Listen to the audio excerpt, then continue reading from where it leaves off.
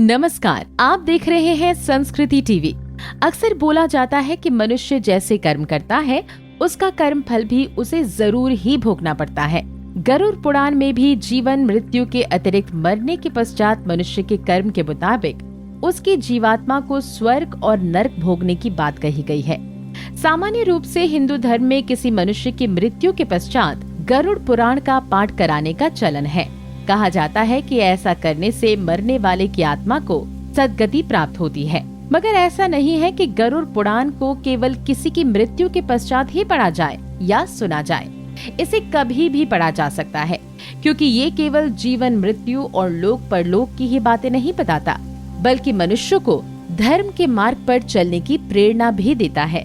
गरुड़ पुराण में ये भी कहा गया है कि अगर मरते वक्त मनुष्य के पास 4 में से कोई एक चीज हो तो जीवात्मा को यमराज के दंड का सामना नहीं करना पड़ता। यहाँ जानिए कौन सी है वो 4 चीजें। तुलसी। आपने देखा होगा कि जब किसी की मौत होने वाली होती है तो उसके परिवार के लोग कई बार मरने वाले के मुंह में तुलसी का पत्ता रख देते हैं। ऐसा इसलिए क्योंकि तुलसी को हिंदू धर्म में बहुत पवित्र तथा पूजनीय माना गया है। गरुड़ पुराण के मुताबिक अगर मरने वाले के सिर के पास तुलसी का पौधा रख दिया जाए तो मृत्यु के बाद उसे यमराज के दंड से मुक्ति प्राप्त हो जाती है, तथा अगर तुलसी की पत्तियां उसके माथे पर रख दी जाएं तो प्राण छोड़ने में उसे सरलता रहती है।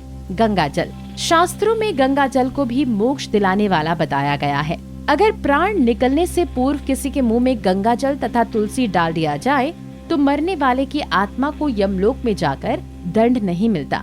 श्रीमद् भगवत गीता। अगर मनुष्य को मृत्यु का थोड़ा भी आभास हो तथा वो उस वक्त श्रीमद् भगवत गीता या अन्य ग्रंथ पढ़ते हुए अपने प्राण त्यागे तो उसे यमराज के दंड से तो छुटकारा प्राप्त होता ही है, साथ साथ मोक्ष की भी प्राप्ति हो जाती है। भगवान का नाम।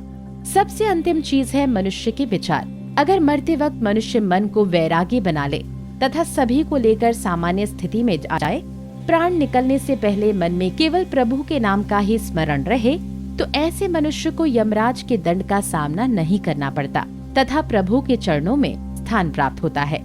तो दोस्तों, उम्मीद है आपको हमारी ये जानकारी पसंद आई होगी। धर्म और आस्था से जुड़ी ऐसी जानकारी लेने के लिए देखते रहिए संस्कृति टीवी। धन्यवाद।